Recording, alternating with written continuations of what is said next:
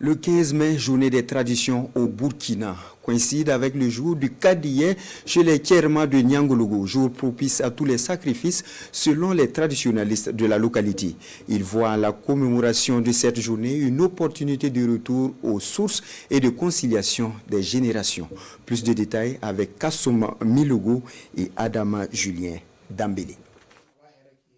La date du 15 mai revêt une importance particulière cette année pour la communauté Tcherma de Niangologo. Cette date, désormais dédiée aux traditions et coutumes sur décision des autorités actuelles, coïncide également avec le jour de Kadiye, un jour exclusivement réservé aux rites dans la société Tcherma, nous expliquent les détenteurs de la tradition de la cité du Santa. Le 15 mai de cette année, ça correspond à un bon jour chez nous les Bruns. Chez nous, on a 5 jours. Il se peut que l'année qui vient, le 15 mai, va tomber avec un autre. Mais pour cette année, tout ce qui est comme sacrifice, ça peut se réaliser. Selon le chef de canton de Niangologo, des sacrifices sont prévus pendant cette période pour demander la grâce des ancêtres en vue d'une bonne saison agricole. Des cultes essentiellement voués aux esprits protecteurs qui se manifestent chez les Tcherma sous forme de serpents. Déjà, le serpent boit, mais il y a plusieurs types de serpents. Donc, dans chaque famille, il y a un serpent protecteur. Même on a assis ici, il se peut qu'il est parmi nous, mais vous ne pouvez pas le voir. Donc, ces sacrifices-là font, et aussi nous protéger tout ce qui est bien la réussite de la saison là. Ils vont permettre tous ceux qui vont venir aussi pour gâter les cultures, c'est eux qui sont chargés de la protection des cultures. L'animal de base là, ça doit être une poule blanche ou un coq blanc, mais ça dépend des moyens de tout un chacun. Tu peux donner autre chose. Dans cette société traditionnelle, tout tourne autour des coutumes. Que ce soit l'organisation sociale ou les événements de la vie courante, bonheur comme malheur, il y a une démarche rituelle à tout. Il existe par exemple chez les Tcherma une pratique qui permet de mettre un nouveau-né sous la protection des ancêtres. Chez nous, quand une femme accouche un enfant, il y a un panier.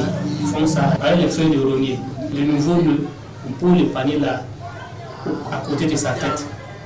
Et on met les jetons, les pieds de 5 francs, 10 francs, 100 francs, on peut mettre dedans. Et maintenant, on ajoute le mil, soit du maïs, ou le petit mil, ou le sorgho, ou l'haricot. Et maintenant, on laisse ça à côté de la tête de l'enfant pendant 3 jours comme ça.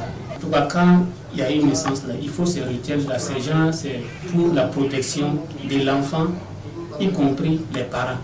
Quand tu suis ça, en tout cas, tu es plus protégé et puis tu as moins de soucis en ce qui concerne l'évolution de l'enfant. L'initiative des autorités met donc en lumière ces us et coutumes. La commémoration du 15 mai va surtout permettre à la nouvelle génération de se réconcilier avec ses racines. Du moins, c'est la conviction des coutumiers. Les parents nous avaient donné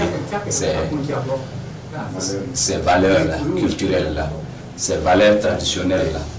Mais à nous, nos jours aujourd'hui, ça est à l'abandon. Je remercie le président pour l'initiative du 15 mai. Il y a eu beaucoup de présidents avant lui qui n'ont pas eu cette idée. Quand on est africain, c'est les coutumes là d'abord. Mais il y a eu d'autres présidents qui n'ont pas eu cette idée. En tout cas, lui, il nous donne ses bénédictions. Il a la bénédiction de nos ancêtres.